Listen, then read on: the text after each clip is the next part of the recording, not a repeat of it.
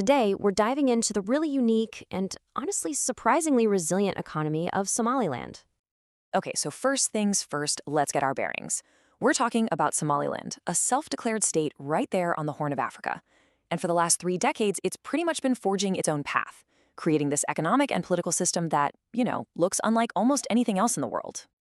So that really brings us to the big question, the puzzle we're going to try and piece together today.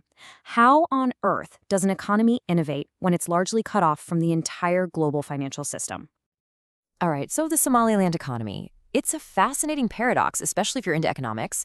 It's almost like it's running on two completely different tracks at the exact same time.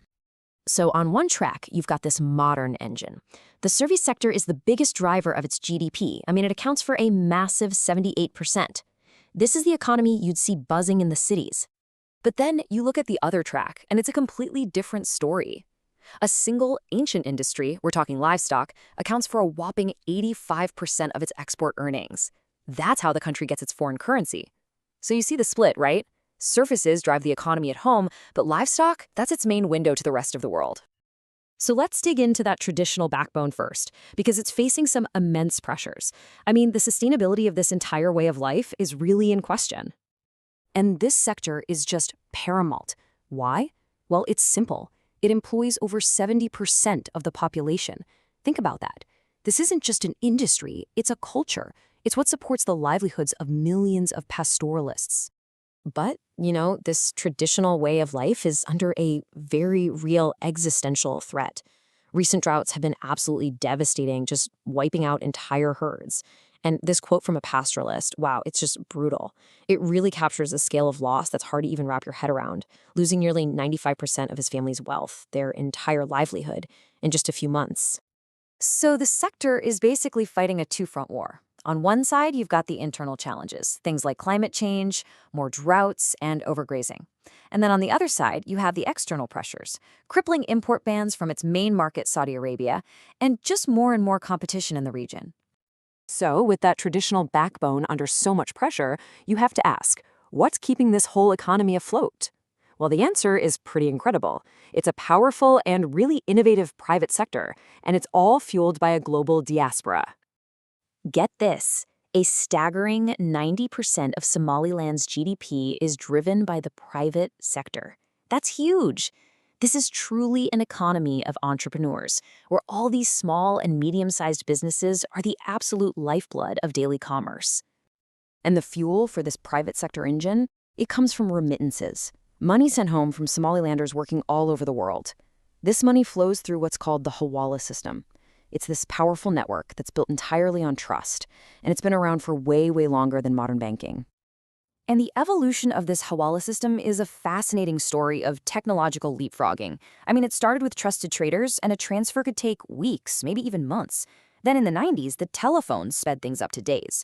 But the real game changer, the absolute revolution, was mobile money. Suddenly, transfers took mere minutes. And this scale of this lifeline is just immense. We're not talking about small amounts here. We're talking about somewhere between 1.2 and 1.4 billion US dollars every single year. This is not just pocket money. It is a vital injection of capital that's funding everything from school fees to brand new businesses. Okay, so this brings us to that second super modern track of the economy. It's a financial engine built almost entirely on mobile phones, and it has completely transformed daily life. It's created a system that, frankly, many developed nations are still trying to catch up to. Just think about this. Over 70% of the population over 16 uses mobile money.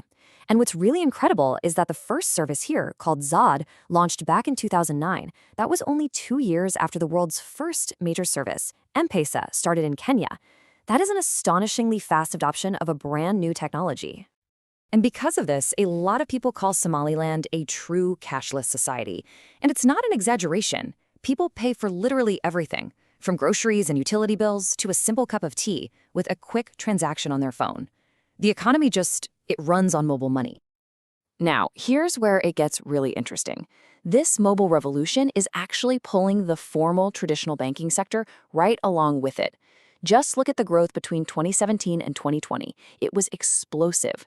Bank deposits more than doubled, jumping from about $120 million to over $290 million, and gross loans, they nearly quadrupled. So this digital economy is basically laying the groundwork for a modern banking system to really take off. And a really crucial point here is that this entire financial ecosystem operates under Islamic Sharia principles. And this isn't just one part of it, it applies to everything. We're talking mobile money, the banks, and even the emerging Islamic insurance industry, which is known as takaful. And that's basically a kind of cooperative, risk-sharing insurance. So where does this all leave us? Well, the biggest question for Somaliland's future is all about balance. How can these two completely different economic tracks, the ancient pastoral backbone on one side and the hypermodern digital engine on the other, how can they coexist? And maybe even more importantly, how can they actually support each other? And look, the path forward is not going to be simple. There are huge hurdles. Climate change is a genuine existential threat to the livestock sector. The country's unrecognized political status means it's isolated from crucial global institutions like the IMF. And, even with this incredible mobile money boom, just getting a simple loan is still the single biggest challenge for most small businesses. The government, for its part, is acutely aware of all this.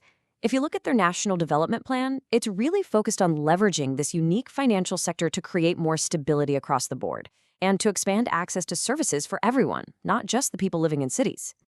And so that leaves us with a final really thought-provoking question. Can this incredible homegrown innovation in mobile finance, this digital revolution, can it be harnessed to build resilience for the most traditional and most vulnerable part of the population? Can the cashless society actually create new kinds of insurance, new forms of credit and support to help that pastoralist we talked about, the one who lost almost everything? That right there is both the challenge and the massive opportunity for Somaliland's remarkable dual-track economy.